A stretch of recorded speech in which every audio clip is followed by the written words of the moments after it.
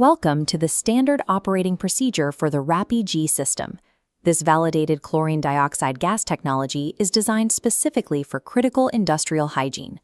The goal of this procedure is to achieve three specific outcomes: broad-spectrum microbial sanitization, uniform gas distribution across your entire facility, and a completely residue-free environment.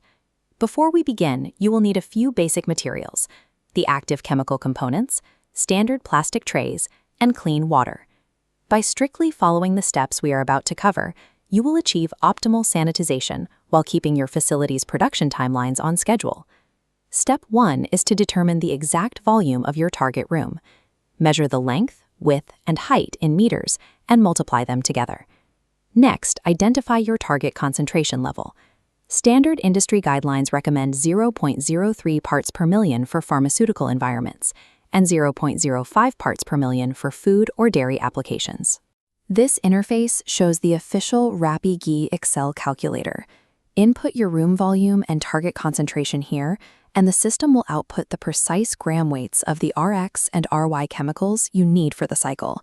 Relying on this exact calculation ensures the gas reaches the correct parts per million required to eradicate microbial presence without wasting material. Step 2 requires establishing an airtight environment. Physically seal all windows, standard vents, and doors in the treatment area. This diagram illustrates the required airflow. Your facility's air handling unit must be set exclusively to a 100% closed-loop recirculation mode. During the cycle, there must be absolutely zero fresh air intake and zero active exhaust. Properly isolating the room secures maximum gas concentration and prevents active chemicals from leaking into the operational sectors of your facility. Now we prepare the physical materials. This is component Ry, identified by its green packaging, and this is the second active agent, component Rx, marked in red. Take the total chemical weight you calculated earlier and divide both the Rx and Ry powders into smaller, manageable 50-gram sets. Here we see an overhead view of a room layout. Distribute these divided sets into separate plastic trays and place them symmetrically across the floor space. Breaking the materials into multiple generation nodes accelerates the spread of the gas and guarantees even sanitization into all corners of the environment. We are now ready for activation. The primary safety rule is to always pour water into the empty plastic trays first. The volume of water must be a minimum of double the total chemical weight you are placing in that specific tray. Once the precise water volume is measured, add the Rx and Ry chemical powders directly into the tray to initiate the reaction. The chlorine dioxide gas will begin to generate immediately. As soon as the last tray is activated, evacuate the room without delay.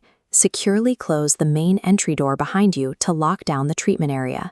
Adhering strictly to this sequence of adding water first, then chemicals, followed by immediate evacuation, prevents premature exposure and ensures the safety of the operator.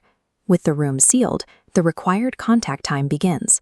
This waiting period ranges from 3 to 10 hours, depending on your industry's specific validation standards. The gas actively expands to fill the environment, reaching absolute saturation. Once contact time is complete, begin the purge. Turn on all exhaust fans, open fresh air intakes, and switch the air handling unit to full exhaust mode. When initially re-entering the purged room to retrieve the used trays, operators must wear a standard safety mask.